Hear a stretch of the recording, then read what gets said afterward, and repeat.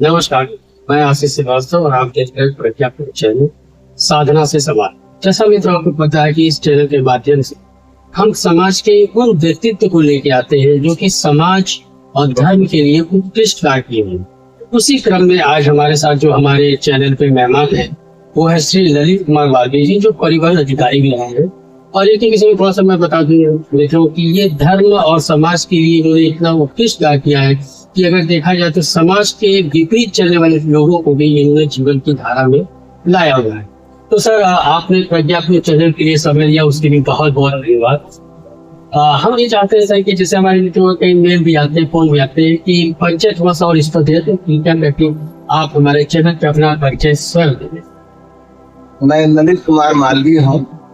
मैं परिवहन विभाग का अधिकारी रहा और मैं यही जगतगंज में रहता हूँ, काशी का निवासी हूँ। मुझे काशी में सेवा करना ये मेरा धर्म है। मैं करता रहा हूँ। मैंने बहुत से तालाबों और नदियों की सेवा की। उसी क्रम में तो जो बनारस में एक जगह पड़ता है बेरिक, जो कि पहाड़िया से आगे जाते हैं, वहाँ पे जो है आंचल्य सिद्ध पीठ है हनुमान जी का, श्री संतष्ट हरण हनुमान जी मंदिर है, उसकी इन्होंने जीर्णोद्धारण किया हुआ है। और एक अलग सी कथा है सर के विषय में, मालूम सर के विषय में, वो हम विस्तृत से जानेंगे। और बड़ा ही आध्यात्मिक और मार्मिक कथा भी है वो जो आपने किया है वहाँ पे बेरिक में, जो हनुमान जी की सिद्ध मंदिर। तो सर, उसकी शुरुआत से पहले मैं जानना चाहूंगा कि वो मंदिर जो है सर कितना प्राचीनता लिए हुए। वो मंदिर 16वीं शताब्दी का है और मैं पहली बार वहाँ 93 में गया।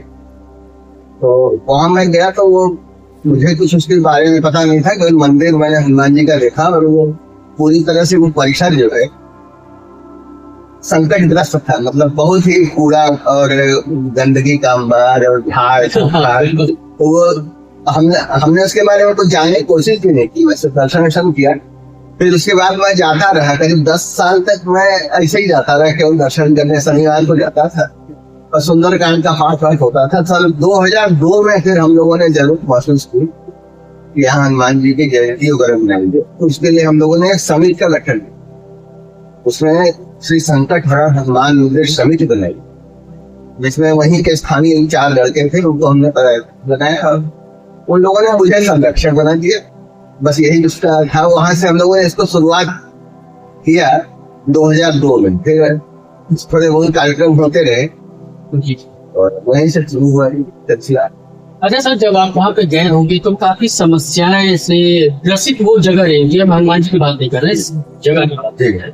तो भी सुने काफी बड़ा लंबे चौड़े में वो जगह पे थी, तो वहाँ पे समस्याएं बहुत रही। क्योंकि काफी साल बाद आप पहुंचे तो वो समस्याएं भी हमारे दर्शक जानना चाहिए। क्या क्या समस्याएं थी और किससे आपको रूबरू होकर उसको समाप्त कैसे? देखिए, वहाँ के बारे में जो हमने जानना शुरू की तो ये पता लगा वो एक गुजराती जमींदार थे। उन्होंने 1925 वहाँ हनुमान जी का मंदिर 4.5 बीघे जमीन में मंदिर था वो, और उसके साथ 26 बीघा और जमीन हनुमान जी की सेवा की उन्होंने अर्पित किया देवता। लेकिन बाद में उनके कुछ वंशजों ने और जो वहाँ के सेवक वगैरह थे उन लोगों ने वो सब जमीनें तो बेच के खा ली। यही जो 4.5 हिस्से का जो हनुमान जी का परिसर 4.5 बीघे, मतलब वो 84 विश्व जी, तो वो जो है उसी परिसर पे लोगों का ध्यान था, इसको ही बेच के खंड खंड करना चाहते थे। और वहाँ पुराने खंडहर जो है धर्मशालाएं थी 2 और एक खंडहर तालाब था, बहुत ही जर्जर स्थिति में था। बहुत सांप और ये सब जंतुओं का वहाँ बसेरा। फिर धीरे धीरे हम लोगों ने उसमें जो सफाई शुरू की तो तब उसकी असलियत सामने आई।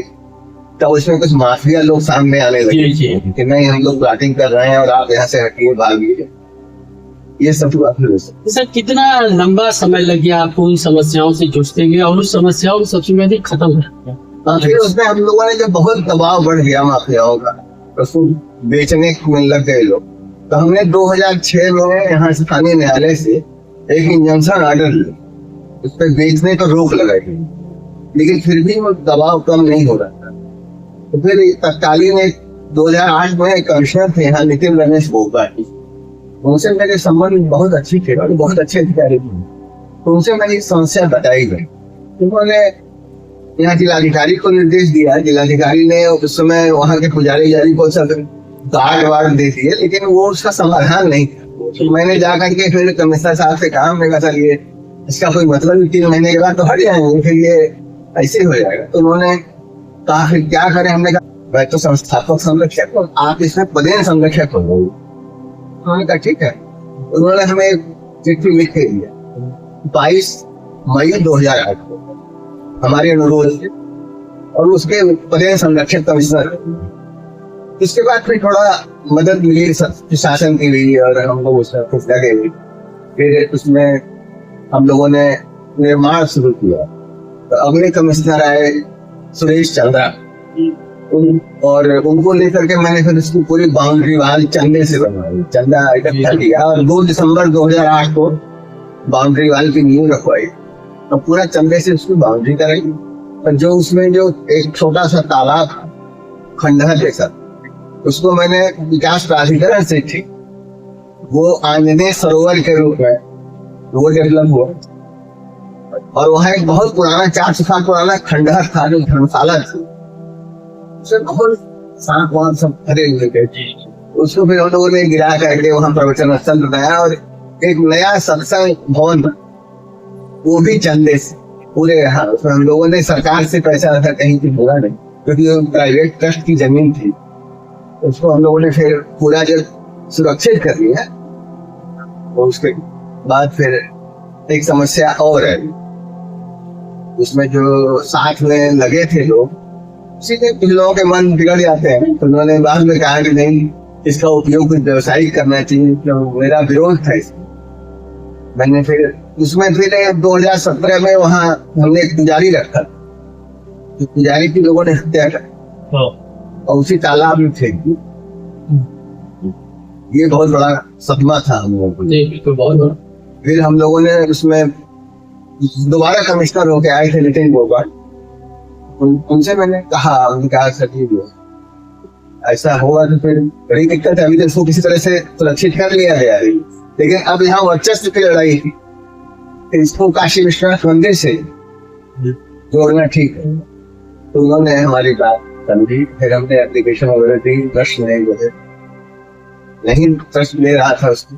फिर शासन से उसको कमिश्नर साहब ने शासन से काशी विश्वनाथ मंदिर के प्रबंधन से जोड़। मतलब एक तरह से देखा जाए सर, तो वो काशी विश्वनाथ मंदिर का प्रखंड है कि ट्रस्ट के तहत है कि उसी का? 2 दिसंबर 2017 को शासन का एक आदेश आया कि काशी विश्वनाथ मंदिर न्यास संकट हनुमान मंदिर का प्रबंध करें।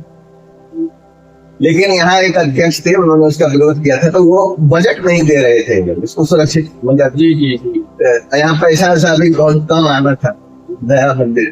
तो फिर बाद में एक दूसरे अध्यक्ष हुए प्रोफेसर नागेंद्र पांडे, उनसे मैंने अनुरोध किया, उनको मैं वहां ले गया। उन्होंने उन्होंने फिर यहाँ से वित्तीय छूट दी, और फिर यहाँ उसके संरक्षण के लिए काशी विश्वनाथ मंदिर आगे आया। और फिर हमने उसमें प्रयास करके उसमें कागजों में भी काशी विश्वनाथ मंदिर का नाम प्रबंधक के तौर पर अब चढ़ गए। सर अगर समस्याएं देखें तो समस्याएं एक था कि भूमाफियाओं से और क्षेत्रीय लोगों से या फिर शासन प्रशासन से भी होता से। लेकिन सर एक समस्याएं आती है आर्थिक, क्योंकि ये बड़ा काम था और पर्सनली ये काम संभव नहीं हो सकता था पर्सनली मुझसे। तो फिर आपने अर्थ की समस्या को दूर करने के लिए क्या किया? हाँ, हमने उसमें चंदे से ही पूरा किया। जनता के केवल एक तालाब का था, वो तालाब हमारा जो है वो प्राधिकरण ने लगवा दिया था जी। करीब 15 लाख रुपया तो प्राधिकरण ने दिया था उस समय 2009 में। लेकिन बाकी सारा कुछ जो है वो जनता के सहयोग से। उसमें हम लोगों ने किसी से पैसा लिया, किसी से ईटा लिया, सामान लिया, सीमेंट लिया, कुछ लिया, इस तरह से सब होता है। तो सर इस समय जो भागने के लिए आपने मतलब वहाँ पे क्या क्या किया और वर्तमान परिवेश में और आपका क्या भविष्य प्लान है? अभी तो हम लोग वहाँ पे काशी विश्वनाथ मंदिर का प्रबंधन है। अब हम लोगों के लिए वहाँ कुछ बहुत नहीं है करने के लिए, लेकिन वहाँ अभी गौशाला एक चल रही है। क्योंकि काशी विश्वनाथ मंदिर के इतिहास में पहली बार अपनी गौशाला चल रही है 2018 से। वहीं पे मित्रों, ये बहुत ध्यान देने वाली बात है कि अभी तक जो है काशी विश्वनाथ सदियों से सनातन से ही चला आ रहा है, जब से वो है, लेकिन गौशाला नहीं। कभी नहीं। और ये पहली बार जो है मालवी सर के माध्यम से जो है जहाँ बेनीपुर में गौशाला चल रही है, तो ये तो बहुत ही मतलब शुभकामनाएं देने वाली सब चीजें हमारे चैनल की तरफ से आपको, और जो है जो भी गौशाला चला रहे हैं, तो बहुत बहुत शुभकामनाएं। इसमें जो है नियमित रूप से देसी गायों का दूध दोनों समय वहां से काशी विश्वनाथ मंदिर जाता है बाबा की सेवा में, और इसमें मंदिर का एक भी जो है आज तक लगा है। तो सर यहाँ पे अगर देखा जाए तो प्रयास भी हुआ, वो तो और बनी, लेकिन ये प्रयास जो है वो कहाँ तक आपकी सोच के अनुसार सार्थक? जो होता है ना कि मुझे एक घर बनाना है, लेकिन प्रयास तो मैंने पूरा किया, लेकिन फर्स्ट फ्लोर तो बना, लेकिन सेकंड नहीं बना, फॉर एग्जाम्पल, तो आपका प्रयास कहाँ तक फली? लेकिन मेरा प्रयास तो 100% सफल है जी, इसलिए कि वो जब पूरा स्थान बाबा की सेवा में चला गया तो वो सदैव के लिए सुरक्षित हो गया। फिर मेरा जो उद्देश्य था कि वो स्थान बच जाए, सुरक्षित हो जाए, वो तो 100% हो गया। तो सर अब वहाँ पे जो पुजारी बैठते हैं या बैठते हैं, तो उनको हर चीज सुविधाएं जो है सब काशी विश्वनाथ से आती है। बाकी सर कुछ ऐसी चीजें हो जो मैं न पूछ पाया हूँ और आप हमारे दर्शकों को बताना चाहते हो? नहीं, हम इससे यही बताना चाहेंगे कि ऐसी बहुत सी संपत्तियां हैं जो लोग समाज की सेवा में अर्पित करते हैं, देवताओं को अर्पित करते हैं, लेकिन आज ऐसी स्थिति हो गई है, और भी हमारे हिंदू समाज में, क्योंकि आप दूसरे किसी समाज में ये नहीं देखेंगे कोई ईसाई चर्च बेचता हुआ मिले, कोई मुस्लिम मस्जिद बेचता हुआ मिले, लेकिन हिंदू आपको मंदिर बेचता मिले या उस पर अतिक्रमण करता मिले, ये बहुत खराब है, बड़ा दुर्भाग्य, बहुत खराब। सर आपने प्रज्ञापन चैनल के लिए समय दिया, उसके लिए बहुत बहुत धन्यवाद। और मैं तो जैसा मैं कहता हूँ कि बड़ी पर्सनालिटी या बड़े व्यक्तित्व को हम 15 से 20 मिनट में हम उसको नहीं समेट सकते, तो इसी वादे के साथ हम सर से विदा हो रहे हैं और अलग होंगे कि जब भी सर को समय मिलेगा या हमारे चैनल को जब भी समय मिलेगा या इसे पूछने के लिए, तो इस समय हमेशा उपस्थित रहेंगे। तब तक के लिए थैंक यू, धन्यवाद।